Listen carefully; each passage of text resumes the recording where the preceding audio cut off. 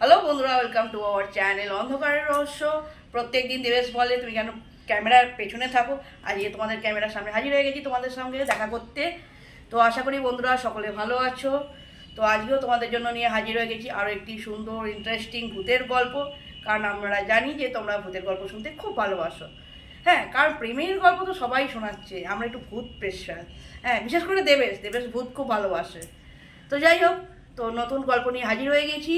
আর যারা আমাদের চ্যানেলটা নতুন শুনছো বা দেখছো, তারা অতি অবশ্যই চ্যানেলটাকে সাবস্ক্রাইব করে দিয়ে পাশে থাকা বেল নোটিফিকেশানটাকে অন করে দেবে এবং অতি অবশ্যই অলটাকে প্রেস করে রাখবে, যাতে যখন নতুন নতুন ভিডিও ছাড়বো তার নোটিফিকেশান যাতে সবার আগে তোমাদের কাছে গিয়ে পৌঁছয়।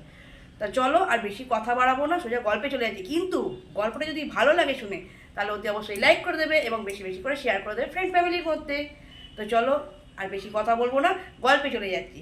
তো আজকে যে গল্পটা তোমাদের শোনাতে চলেছি তার নাম হলো পুকুরের জল রক্ত লাল।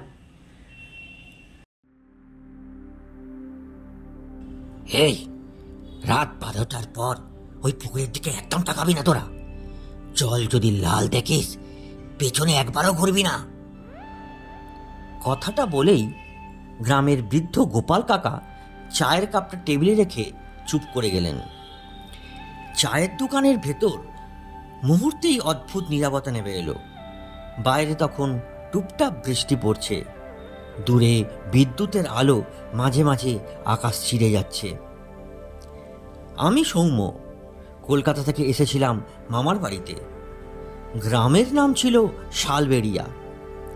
ছোটবেলা থেকে গ্রামে নানা ভূতের গল্প শুনেছি, কিন্তু কখনো বিশ্বাস করিনি।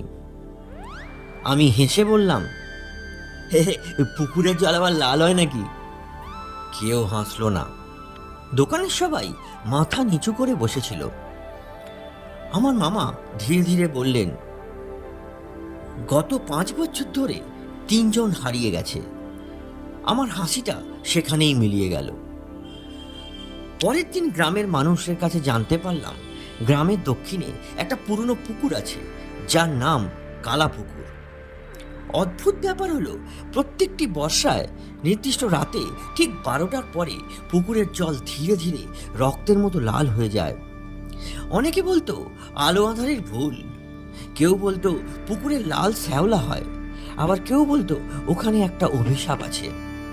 কিন্তু সবচেয়ে ভয়ঙ্কর ছিল একটা কথা, যারা লাল জল দেখেছে তাদের মধ্যে কয়েকজন বলেছে জলের ভেতর মানুষ দাঁড়িয়ে থাকে, শুধু মাথা দেখা যায়, শরীর না। আমি এইসব শুনে আরো আগ্রহী হয়ে গেলাম। তৃতীয় দিন রাতে আমার বন্ধু রাহুলকে নিয়ে ঠিক করলাম আমরা সত্যিটা দেখব। সেদিন প্রচণ্ড বৃষ্টি হচ্ছিল। তখন বেজেছিল রাত 11:45।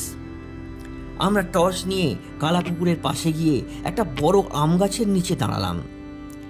বৃষ্টি একটু কমতেই চারপাশটা অদ্ভুত চুপচাপ হয়ে গেল।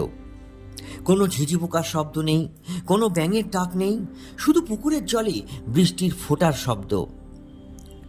রাহুল ফিসফিস করে বলল, এই আমার কিন্তু ভালো লাগছে না। আমি কিন্তু কিচ্ছু বললাম না। মোবাইলে তখন সময় দেখলাম রাত 11:59। হঠাৎ পুকুরের মাঝখানে গোল করে ঢেউ উঠতে শুরু করলো, যেন নিচে কেউ নড়ছে। আমরা দুজনে একসঙ্গে টর্চ জ্বাললাম। তারপর আমার বুকের ভেতরটা হিম হয়ে গেল। পুকুরের জল ধীরে ধীরে লাল হতে শুরু করেছে, একটু একটু করে। কেউ যেন কালো জলের মধ্যে রক্ত ঢালছে। রাহুল কাঁপা গলায় বলল, এটা কি করে সম্ভব? কি করে সম্ভব এটা? আমি উত্তর দিতে যাচ্ছিলাম, তখনই দেখলাম জলের মাঝখানে একটা মাথা, একটা মানুষের মাথা। কালো চুল মুখের ওপর ঝুলছে, স্থির হয়ে দাঁড়িয়ে আছে। তারপর আরেকটা, তারপর আরেকটা, তারপর আরেকটা। 4টে মাথা জলের ওপর ভাসছে, কিন্তু কোনো শরীর নেই। আমার হাত থেকে টর্চ পড়ে গেল। রাহুল আমার হাত চেপে ধরল। হঠাৎ আমার পেছন থেকে একটা বৃদ্ধ কণ্ঠস্বর শোনা গেল, পেছনে তাকাস না। আমরা জমে গেলাম। কণ্ঠটা গোপাল কাকার। তিনি আবার বললেন, দৌড়াও দৌড়াও, তাড়াতাড়ি দৌড়াও। আমরা প্রাণপণে দৌড়তে শুরু করলাম। পেছনে কেমন জলে হাঁটার শব্দ আসছিল, ছপ ছপ ছপ ছপ, কিন্তু শব্দটা খুব দ্রুত আসছিল, যেন কেউ মানুষের মতো না, অন্য কিছু হয়ে আমাদের পেছনে দৌড়চ্ছে। আমরা গ্রামের মধ্যে ঢুকে তবেই থামলাম। গোপাল কাকা হাঁপাতে হাঁপাতে বললেন, তো তোরা ওদের দেখেছিস? আমি মাথা নাড়লাম। তিনি অনেকক্ষণ চুপ থেকে বললেন, 30 বছর আগে ওই পুকুরের পাশে একটা নৌকা ডুবে 4 জন মারা গিয়েছিল। মরার আগে কয়েকদিন ধরে ভারী বৃষ্টিতে পুকুরের জল লাল হয়ে যাচ্ছিল। লোকেরা ভেবেছিল মাটি ধুয়ে আসছে। আমি জিজ্ঞেস করলাম, তাহলে আজও কেন? গোপাল কাকা আমার দিকে তাকিয়ে রইলেন, তারপর খুব আস্তে আস্তে বললেন, কারণ সেদিন 4 জন মরেনি, 5 জন ছিল। আমার শরীর ঠান্ডা হয়ে গেল। এই 5ম জনটা কে? ঠিক তখনই আমার পাশে দাঁড়ানো রাহুল ধীরে ধীরে মাথা তুলল।